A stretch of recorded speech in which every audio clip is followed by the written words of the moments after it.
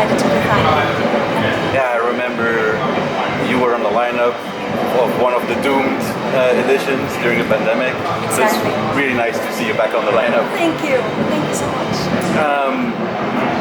Playing at a festival for you guys, I can imagine it's quite different, because I know that usually when you have your own shows at a venue, you like to set up the atmosphere and with backgrounds and so on. How do you experience festivals like? I mean, it's raw. It's a really raw show, and it's exciting to play this way. But I must admit, I would love to actually set the vibe, but I need to work for that a little harder to be able to do that. But it's for me, it's an experience, because I can just, with my performance, I can tell the stories. And that's, I really love that actually. But it's also great to have the vibe set with, all the informations about the cases and stuff, so people get into the vibe. But this is another experience, and it's all on me, But I like that. It's a challenge. I love it. Yeah, I just recall when I saw you play at Van Pilastallo in Helsinki, I just went to the toilet and see blood smears on the mirror, and I was like, ooh. Yeah, we like to make props, Yeah. Well, talking about telling stories, the things that you sing about and that you portray on stage, or try to portray on stage, they're quite heavy topics.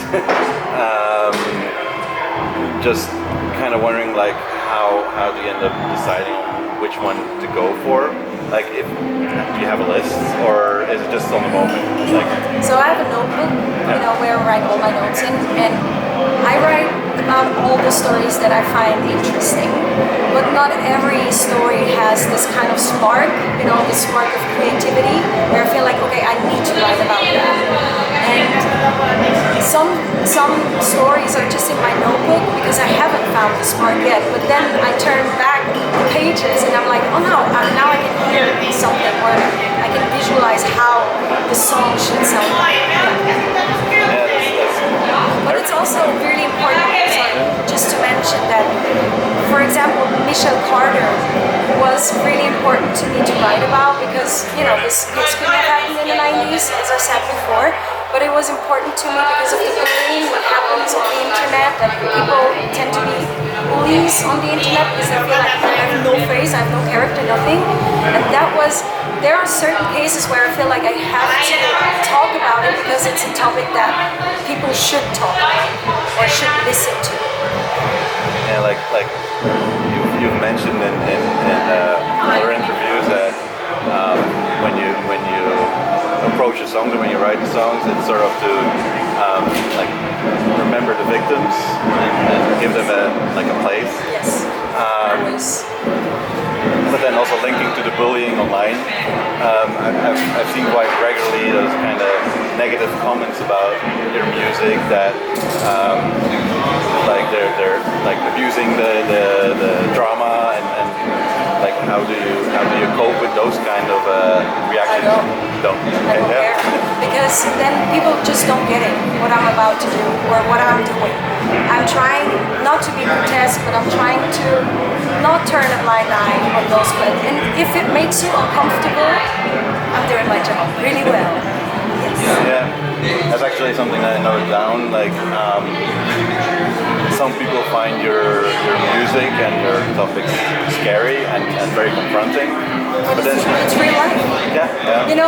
When people are saying or criticize it oh, it's so brutal, what are you going to say about the true crime, the crime itself? Yeah. That didn't shock you, but me singing about it shocks you? Doesn't make sense to me.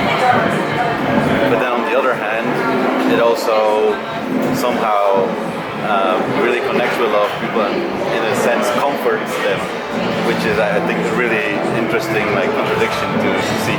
I feel like that my community, the syndicate, they feel that in this community that they belong.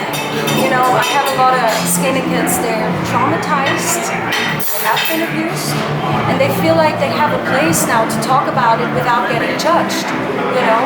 And that was really important to me as well, to have this community and build up this community. I'm really lucky to have this community. Yes. It's a really nice, really strong community. I follow like the Facebook groups and so on, and it's lovely how it's one big family basically. Yes, it is. Yes, I'm very proud of that. Yes. And also really nice to see how, in a sense, protective they are over SKYND and what you're trying to do. Yeah. I mean, they're the skinny kids, you know, like the minions. I really love that, and it's crazy that they don't have to do that. You don't have to, but that you're doing that, fighting for me, is it's the biggest compliment. I can imagine so. Still lingering a little bit on some of the backlash that you get sometimes. I guess I feel like sometimes it comes because you sing both the perspectives of the perp and the victim. And I guess sometimes people really have a hard time with like someone singing from the viewpoint from the perpetrator. I mean, but to me it's important to see or to have this point of view from the perpetrator. This is how I can understand what happened, you know? And this is important to me because I feel, or this is my opinion, no human being gets born evil. No one. But we all have a backpack, and we have a decision what we do with this backpack. Some people, they don't have this decision because they're traumatized, abused, or whatever. Like Eileen Warnes, she didn't have a choice. And for me, it's really important to investigate what psychological things played into this whole crime, you know, to understand humans. And I feel like we cannot just, I get it. With Fritzl, for example, you know, the Austrian guy, I mean, it's hard to not tell, you know, he's a monster. He is. But there's something happened before that you're like this, you know what I mean? And maybe people don't like that, but I feel like even with prisons, you know, people need to have psychological help, you know, to get better. And not just thrown away like trash. I know it's hard to say that when you're not in this position. I get that. So don't get me wrong. But I feel like we're humans and we're able to make a difference within ourselves, you know? Some people, they don't want to change. Okay, then you have to go to prison and be there and learn your fucking lesson. But if you're willing to change, I feel like we need to give those people the chance, just the chance to change. Especially with young kids like Tyler Hadley. We don't know what kind of backpack he had that he wanted to kill his parents. This is not normal. But if we don't talk about it, it will always be like an off-topic, and we just ignore it. It's just sad. Yeah, and it's kind of interesting how people have such an issue with actually voicing that, like, hey, this person, like, shit went wrong there that caused this. And it's something that like I've sort of connected with in your work, but especially my wife has really connected with, because she told me that I think in high school she wrote a poem from the perspective of a school shooter, and basically her teachers and everyone around her kind of shut it, like, pun not intended, shut it down. Like how can you write about this, or how can you write like? But that will be the reaction if we're not gonna change it. If we just gonna stick to it and no, we're not gonna talk about it. It will make the problem much bigger. Yeah. You know, I feel like.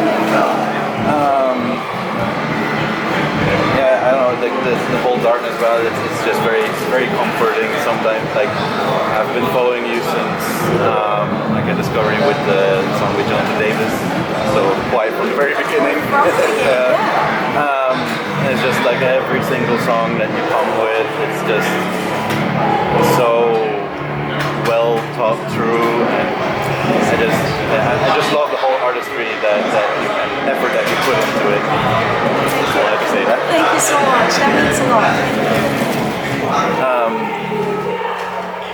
also kind of operating like outside of the norm of the music industry as well. I'm guessing a sort of deliberate choice to get keep the artistic freedom. The artistic freedom, and also I want to keep the focus on the case. If I would make an album, I couldn't. You know, I don't want to be the one deciding which true crime case is more important than the other. I feel like I would get more criticized for that. That's my opinion. I feel like I want to give every case the focus that it needs and all my heart. Otherwise, I don't want to do it. Yeah, it's just really nice. I think that you have that focus on that one case, that one topic, and you always tease it really, really well. Like there's a really nice build up to it, and I don't know. I just like seeing independent artists doing just things their own way, kind of against the grain. Yeah. Thank you so much. And yeah, it's a classic question, right? When are you gonna release an album?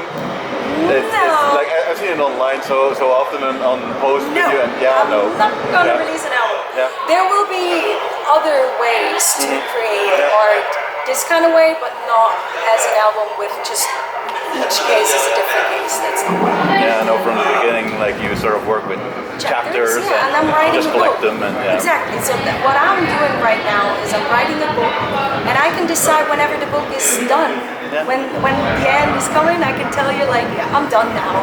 I told all my stories and I'm done. Yeah. Something to look forward to, at least.